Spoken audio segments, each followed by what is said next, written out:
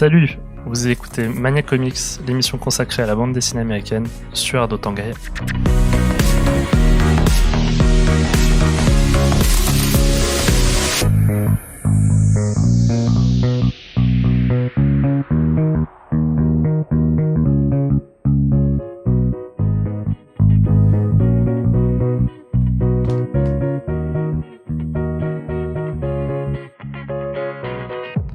Hey, bienvenue chers auditeurs et auditrices de Air de Temps pour cette deuxième émission de Mania Comics.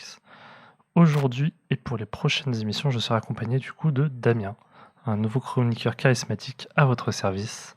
Comment vas-tu Damien ? Eh bien écoute, salut Adi, ça va bien, merci, et toi ? Ça va très bien, merci. J'espère que la rentrée s'est bien passée, on est déjà en octobre. Donc voilà, et à vous aussi, chers auditeurs, j'espère que tout va bien. Est-ce que tu peux te présenter rapidement ? Eh bien écoute, moi c'est Damien, amateur de comics également. J'ai commencé à en lire que très récemment, du coup je pense peut-être apporter un regard un peu de novice à cette émission, donc ça va être cool. Ok, super. On pourrait dire que moi je serais le nerd fan de Batman, de Spider-Man. Ça va être un peu ça, ouais. Et toi, le plus celui qui est vers les comics indépendants. Exactement. Voilà, j'espère que voilà, je suis très content en tout cas que tu rejoins l'aventure Mania Comics. Mais j'en suis ravi également. Et j'espère que ce duo voilà, donnera un peu plus de dynamisme à l'émission. Donc pour expliquer le principe à nos nouveaux auditeurs, j'espère qu'ils seront nombreux. En gros, dans l'émission, on présente... donc c'est une émission mensuelle, on est diffusé 2 fois par mois, et on présente une sortie comics en France. Donc ça se déroulera en 3 parties. Donc la première, voilà, comme cette partie-là, c'est l'introduction. Deuxième partie, on présentera l'équipe créative, donc l'auteur en général et le dessinateur. Et sur la troisième partie, on vous parlera un peu du récit et on donnera nos avis respectifs. Donc pour cette deuxième émission, on va encore faire une entorse à la règle, parce que déjà la dernière émission, je n'ai pas parlé d'un comics récent. Et celle-ci, ça va être pareil, on va parler d'un comics qui est sorti il y a 1 an à peu près. Il est sorti le 25 novembre 2020. Il s'agit de Tarot. Donc en France, il s'appelle Avenger Defender Tarot, donc de Alan Davis et Paul Renaud. Et donc c'est un comics publié chez Panini de 128 pages à 18 €. Et pourquoi on va parler de ce comics ? C'est parce que en fait, en septembre, il y a eu à Toulouse la PopCon 2021. Donc c'est un salon pop culturel qui a commencé en 2019. Donc c'était sa 3e édition, il me semble.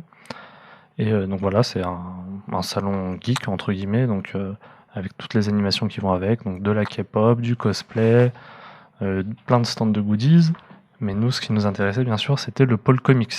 En fait, on avait le talentueux artiste français Paul Renaud sur place, donc qui est un artiste d'origine toulousaine et qui bosse chez Marvel et d'autres éditeurs indépendants ou même de gros éditeurs américains.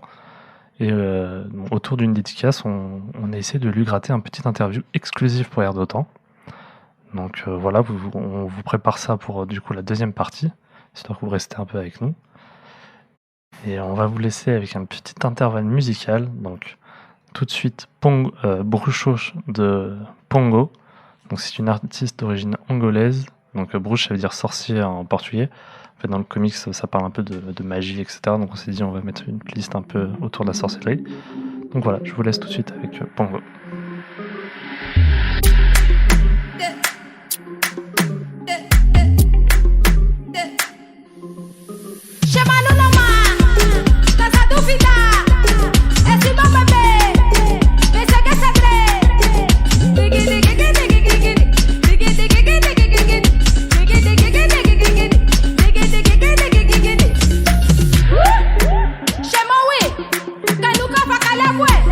Pensaron que era mentira.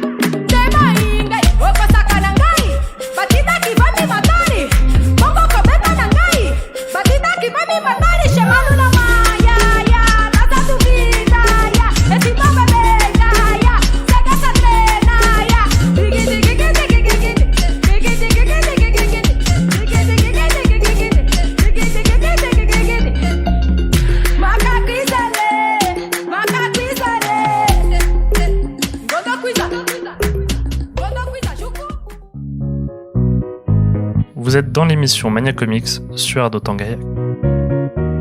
Du coup, nous passons à la présentation des auteurs. Donc, le comics sur lequel nous allons parler en fin d'émission, c'est Avenger Defender Tarot de Alan Davis et Paul Renaud.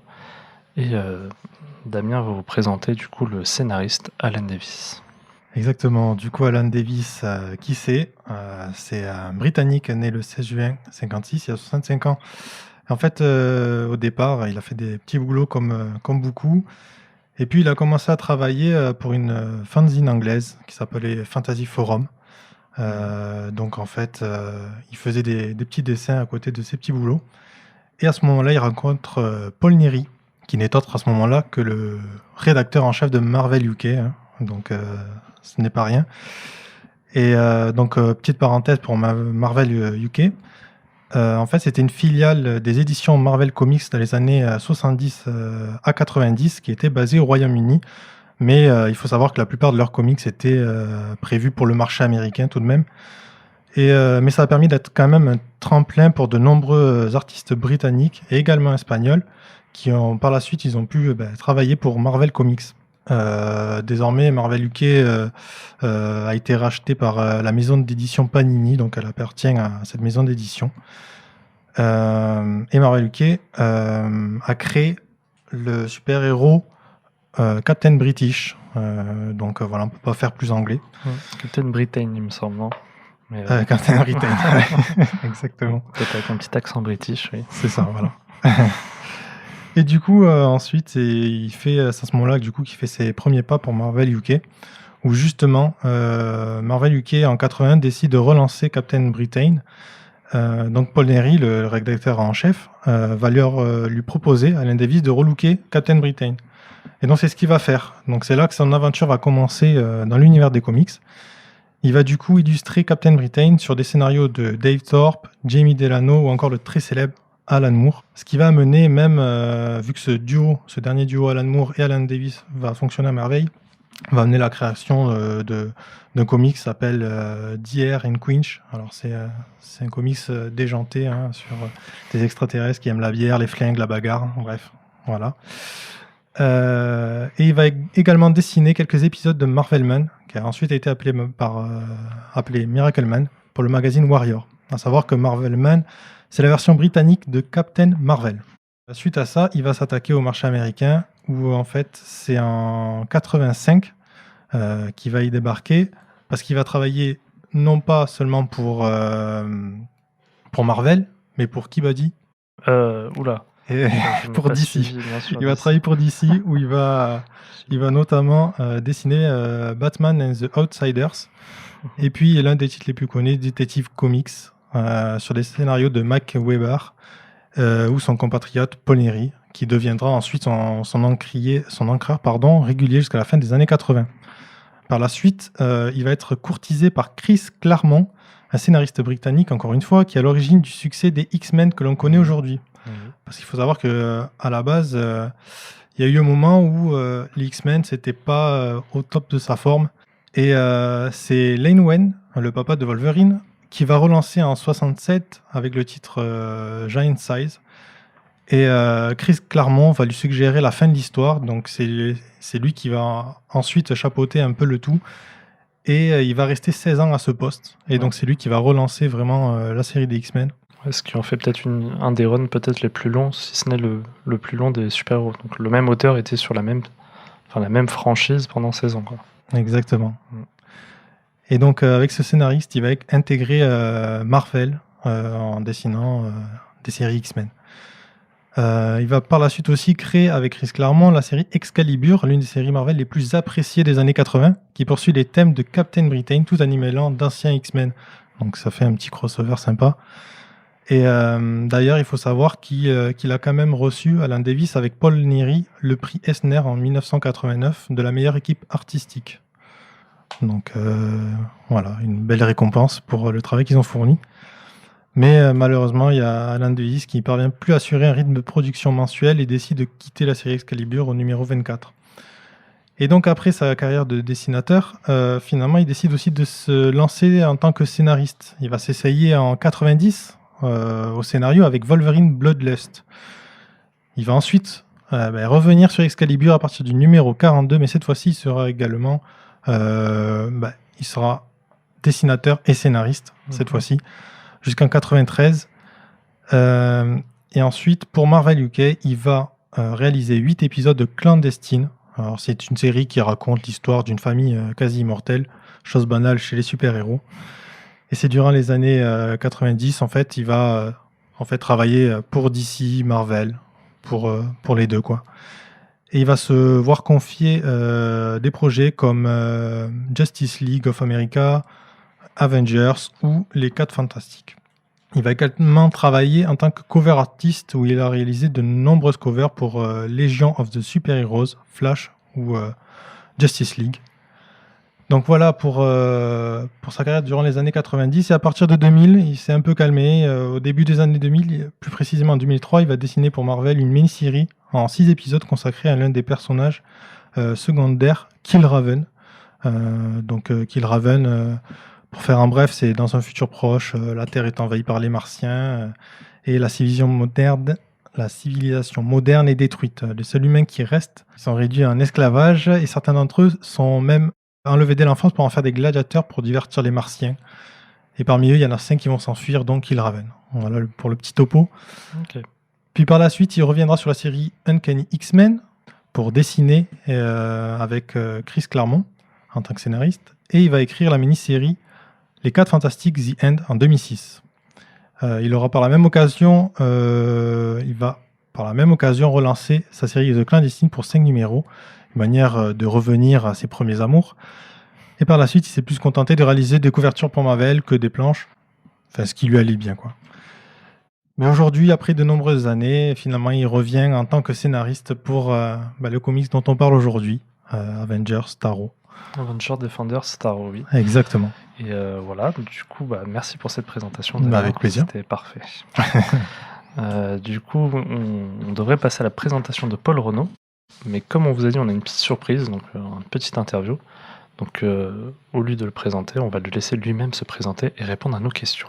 Donc, merci Paul Renaud d'avoir accepté cette courte entrevue. Pour les auditeurs du coup qui ne te connaissent pas, est-ce que tu pourrais te présenter s'il te plaît ? Oui, bien sûr. Bonjour à vous d'abord. Et puis, je suis un dessinateur de comics toulousain. Je suis né et j'ai grandi à Toulouse et j'ai débuté ma carrière dans les comics dans les années 2000, 2003 je dirais à peu près. Et voilà, après avoir travaillé pour plein de petits éditeurs, je me suis mis à travailler plus régulièrement pour Marvel jusqu'à aujourd'hui. Ok, super. Et du coup, commencer de... Alors avant, j'aimerais savoir quel était ton premier contact avec la bande dessinée américaine du coup ? Comme beaucoup de Français et de ma génération, c'était Strange, c'était les revues Lug qui traduisaient tous les Marvel essentiellement, parce que DC était, à mon goût, assez mal distribué en France à l'époque. Donc j'étais un gros fan de tout ce qui était les revues de Lug, qui publiaient notamment l'âge d'or pour moi des X-Men, de Chris Claremont et John Byrne et toute cette période, les Frank Miller sur Daredevil et tout ça. Ok, et du coup, commencer de bosser avec un Big Two comme Marvel, est-ce que c'est toi qui choisis les séries sur lesquelles tu veux bosser, avec qui tu veux bosser ? Comment se passe en gros l'organisation avec eux ? Ça varie en fait, c'est pas toujours le même chemin. La plupart du temps, c'est quand même eux qui me proposent des projets, que j'accepte ou pas. Les paramètres sont souvent liés au délai, au temps imparti, aux collaborateurs, aux personnages, l'affinité avec les différents éditeurs, parce qu'il y a beaucoup d'éditeurs qui travaillent chez Marvel, un éditeur par série quasiment, ou par écurie on va dire. Mais il m'arrivait de demander moi-même à faire des projets, même proposer des collaborateurs. C'était le cas d'ailleurs pour Tarot, où c'est moi qui demandais à travailler avec Alan Davis. Ok, j'allais y venir justement, je voulais que tu présentes du coup la genèse du projet, parce que justement comme c'est un projet un peu hors continuité, j'avais l'impression que c'était vraiment un projet que vous avez proposé vous, donc est-ce que tu peux présenter ça s'il te plaît ? Oui, c'est le cas. En fait, j'avais envie de travailler avec Alan Davis depuis très longtemps, parce que je suis un grand fan non seulement de l'artiste, mais aussi du scénariste. Il a écrit beaucoup de choses pour DC, notamment Justice League, ce qu'on appelle un Elseworld, hors continuité, qui m'a beaucoup marqué, qui s'appelle The Nail, mais aussi pour Marvel avec Fantastic Four, The End, et puis un peu tout ce qu'il a fait, Clandestine, et même à commencer par Excalibur, quand il avait repris au scénario. C'est pour moi quelqu'un qui a beaucoup d'humour et qui arrive malgré tout à décrire l'univers Marvel de manière épique, tel que je l'ai connu quand j'étais un peu plus jeune, c'est-à-dire avec un peu moins de sarcasme dans l'écriture, moins de clins d'œil modernes et de personnages qui vont faire on va dire des clins d'œil au lecteur et sortir un peu du premier degré de l'histoire. Pour moi, Alan Davis, c'est quelqu'un qui a l'ampleur des grandes sagas de Stan Lee à Claremont, mais avec quand même un humour et je dirais même de l'autodérision qui m'a toujours fait accepter particulièrement ces grandes sagas. Je trouve que pour moi c'est le point d'entrée, l'autodérision, le point d'entrée pour beaucoup des histoires d'Alan Davis, qu'il l'écrit par contre avec beaucoup de sérieux, avec une grande technique et beaucoup de on va dire de mécanique de narration très huilée, très précise.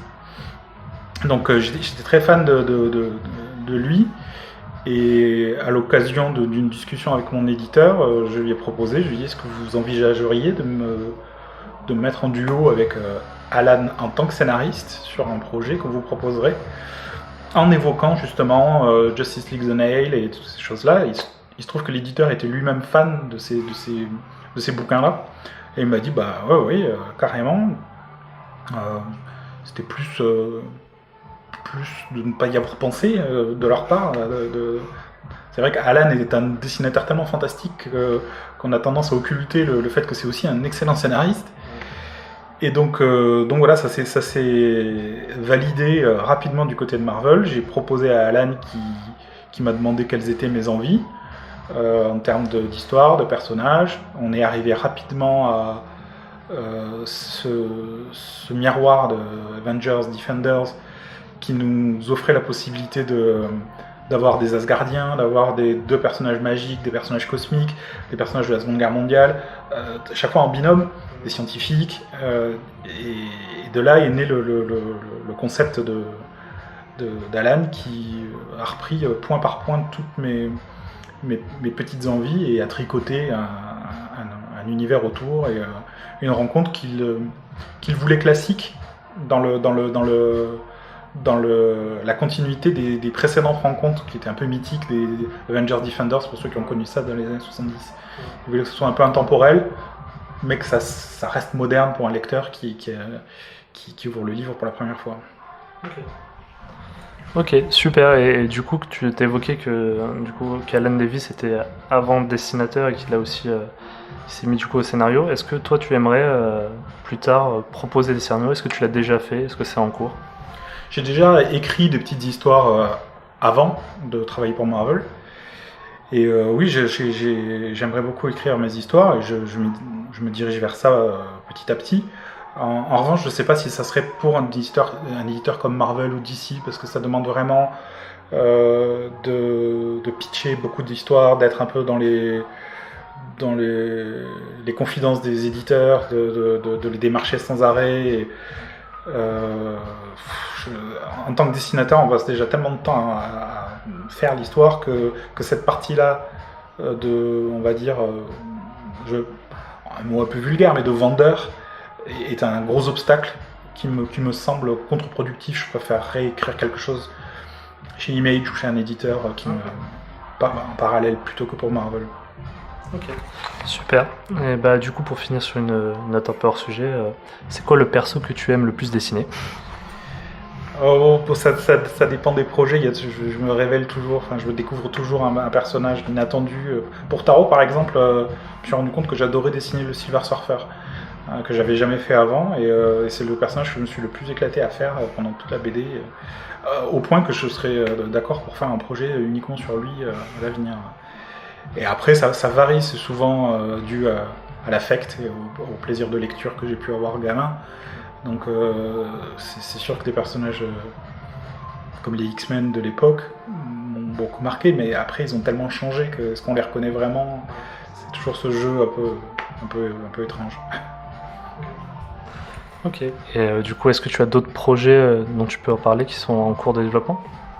Non, là je me focalise plutôt sur les couvertures. Je fais beaucoup de couvertures pour Star Wars en ce moment. J'ai fait quelques petits boulots pour DC en termes de couverture sur Justice League Dark.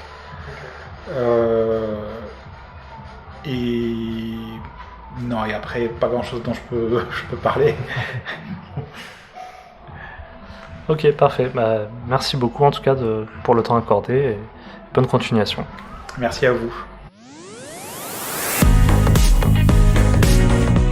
Vous êtes toujours sur Mania Comics, l'émission consacrée à la bande dessinée américaine. Et maintenant, petite interlude musicale.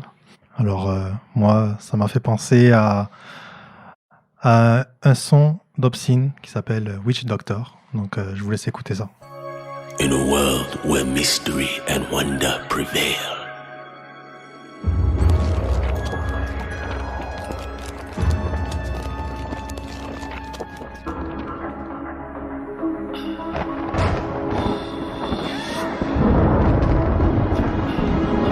undercover prodigy, come on.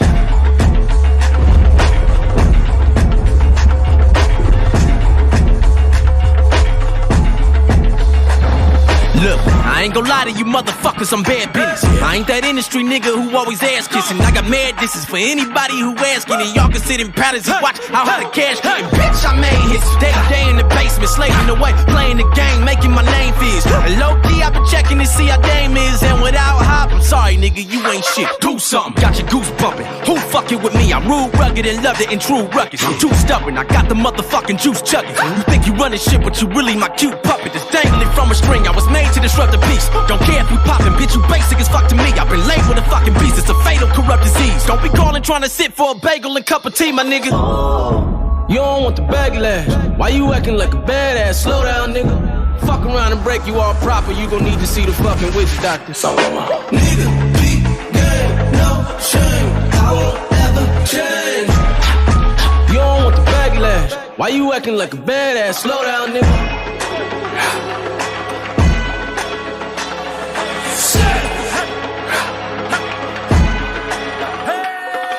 I'm the dirty scoundrel, living life on the down low. I've been to hell and sat with the men of the household. My heart froze, but you don't wanna know how cold. I feel like the one, but I ain't one you should count on. Buckle up, nigga. Have a blast, I'm an avalanche. Smash it fast down on your master plan. When I plan attack, it's like a massive pack of elephants charged with cataracts. So call an ambulance, I'm the straw that just broke the camel's back. You know what problems, I'm serious, I am too sick. I promise I ain't delirious, I can prove it. Think twice, nigga, I'm Marius Tyson's toothpick. Undercover prodigy, visualize the movement, nigga. This is a brand new side of me that's emerging, evil and purging. I am more deceiving in person, screaming and cursing. Fuck the world with penis insertions. I'ma feel this way until the day I'm leaving this earth, man. You don't want the backlash. Why you acting like a badass? Slow down, nigga. Fuck around and break you all proper. You gon' need to see the fucking witch doctor. So nigga, deep game, no shame. I won't ever change. You don't want the backlash. Vous êtes dans l'émission Mania Comics sur Ardo Tanguay. On a dû couper la musique un peu plus tôt, mais j'espère que ça vous a plu. On n'avait pas assez de temps d'émission. Du coup, pour la partie la plus importante en plus, la présentation du récit et notre ressenti sur le récit. Donc, comme je vous l'ai dit en début d'émission, je représente vite fait de quoi il s'agit. C'est Avenger Defender Tarot de Alan Davis et Paul Renaud. C'est un comics édité en France chez Panini Comics à 18€, 4 chapitres et 128 pages. Donc, de quoi il s'agit? Donc, il s'agit d'un récit hors continuité, donc on peut lire sans connaître la continuité actuelle, comme je vous ai expliqué dans la précédente émission, pardon. Et c'est un récit clairement vintage ou classique, comme le dit Paul Renaud dans son interview. En fait, on commence en pleine Seconde Guerre mondiale, et après on revient un peu sur le présent actuel du récit, qui est déjà un peu passé. On a Iron Man qui a son ancienne armure, les Avengers sont toujours dans leur manoir des Avengers. Donc c'est un récit hommage un peu au récit dit classique. Donc je sais que ça peut rebuter certaines personnes, mais moi qui ne suis pas de cette génération, j'ai beaucoup apprécié le récit. Donc le récit se découpe un peu en deux parties. On a la première partie, la montée en tension, et deuxième partie qui est le dénouement. Donc malgré son côté classique et un peu justement léger, on a pas mal de rebondissements sur les 2 premiers chapitres. Il y a plein de petits twists et des petits clins d'œil vraiment sympas. Exactement, ouais. Voilà, et après on a, si je peux dire un truc sur le récit qui est un peu dommage, c'est on a un dénouement peut-être un peu rapide. Donc, je sais pas ce que tu en penses. Oui, c'est également ce que je me suis dit. Oui. Après, c'est vrai que tout le reste, enfin, je trouve qu'il y a énormément d'action. Mm. Il se passe beaucoup de choses. Donc, on s'ennuie pas sur chaque page. Puis, il y a aussi un max de super-héros. Oui, quand voilà. même. Donc, C'est super pour voilà, si on connaît que les super-héros par rapport au film Marvel, là on a un gros récap de tous les super-héros qu'on connaît plus ou moins, et c'est assez jouissif de les voir voilà, interagir entre eux. Ça peut être aussi un récit justement, Paul Leroneau aussi pareil, je crois le dit dans l'interview, un récit, ça peut être un premier récit pour un jeune lecteur. En fait, c'est ça que souvent les gros éditeurs tentent de créer des récits spéciaux jeunes lecteurs, donc il y a des lignes de young adult qui sont publiés, mais là on a un récit voilà, qui prend pas le jeune lecteur en gros pour un jeune lecteur qui veut voilà, que des histoires simples d'adolescents. On a un récit accessible à tous et qui fait rentrer directement dans le vif du sujet. Donc c'est clairement un récit que je pourrais conseiller aux plus jeunes et aux plus grands. c'est ça. Il y a également de bonnes petites surprises. Enfin, je vais rien dire de plus, mais en tout cas, à un moment, je m'attendais pas à voir de tels personnages. Et ça m'a fait bien rire lorsque je les ai découverts. Donc, je vous laisserai découvrir ça, mais Oui, c'est vraiment cool. Sur la fin de chapitre 2, chapitre 3, avec Exactement, des persos qui ouais. apparaissent, Je me suis dit comment c'est possible, quoi.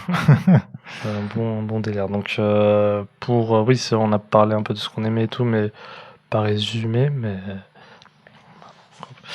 on a dit un peu tout ce qu'on aimait sur le récit, voilà, sans trop en divulguer. Donc, j'espère que ça vous donnera envie de le lire. Et voilà, du coup, vous pouvez le trouver facilement en librairie et n'hésitez pas à le commander chez votre libraire préféré. Donc, c'était Mania Comics. Je n'oublie pas de remercier la technique, Rémi à la technique toujours, et remercier Damien. Eh ben, avec plaisir, merci à toi de m'inviter dans cette aventure. Et oui, j'espère qu'elle sera longue et productive.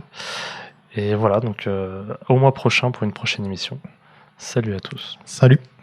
N'oubliez pas de nous rejoindre sur les réseaux sociaux. On a un Facebook, un Twitter, un Instagram, donc c'est Mania Comics FR, tout attaché. Donc voilà, rejoignez-nous et n'hésitez pas à dire ce que vous pensez de l'émission ou à nous dire ce que vous lisez, qu'est-ce que vous êtes en train de lire. Si vous avez des questions sur c'est qui le plus fort entre Batman et Superman, je serais ravi de vous répondre. C'est Batman. Et voilà, et c'est une émission diffusée sur Air d'Otan Gaillac, diffusée 2 fois par mois, donc le 2e jeudi du mois et 4e. À toutes pour les prochaines émissions.